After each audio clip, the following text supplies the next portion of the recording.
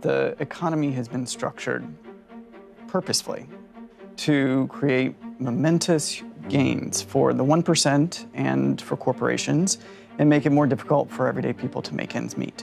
Coronavirus deaths still accelerating. 46 million jobless claims have been filed in the last 3 months. Americans who are bearing the brunt of the coronavirus fallout. You might think of the moment we're living through is the levees breaking because of lack of public investment. It has weakened the ability of Black Americans to absorb crises, like the crises in which we find ourselves living now. We hear about, the lack of opportunities for employment. We talk about the lack of opportunities for adequate childcare, the lack of opportunities for activities for your kids that you can actually afford. You see how COVID-19 has exposed just the fault lines of our democracy. It challenges some of the basic tenets that folks hold as to how this country operates.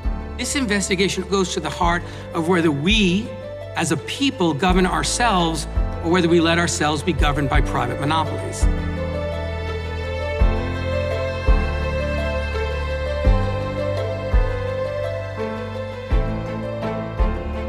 Private people shouldn't own public squares in our country, and be able to make these unilateral decisions.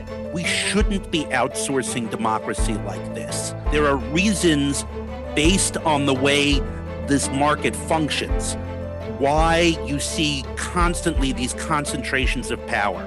We have to restructure these companies because it's their structure that is the source of the problem. Who would challenge them? Who would do such a thing? And that's the power of an outsized monopoly. It's the power to totally set the terms of the interaction.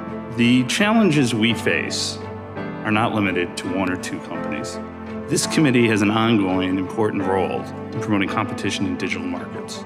These are all familiar and doable policies. They are in fact common in our history and our tradition. These policies, these strategies are essential to rebuilding our economy in this moment of crisis. 100 economists are signing an open letter today urging Washington to issue another round of stimulus checks. The letter says that this is the quickest, most equitable, most effective way to safeguard the recovery.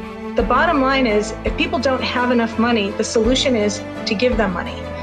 We could make a choice in America that everyone has income each month until the economic crisis is over. There are actually a number of bills in Congress that would do just that.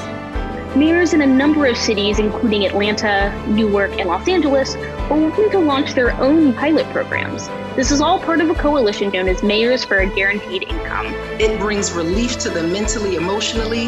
It gives them a sense of dignity, and it helps them to understand that we trust them with the decisions for their life. We're not looking for a route back to where we were a year ago or a generation ago. We are looking for a route forward to a fundamentally new way of people experiencing and participating in our economy and our democracy. You deserve a life where you and your family can thrive.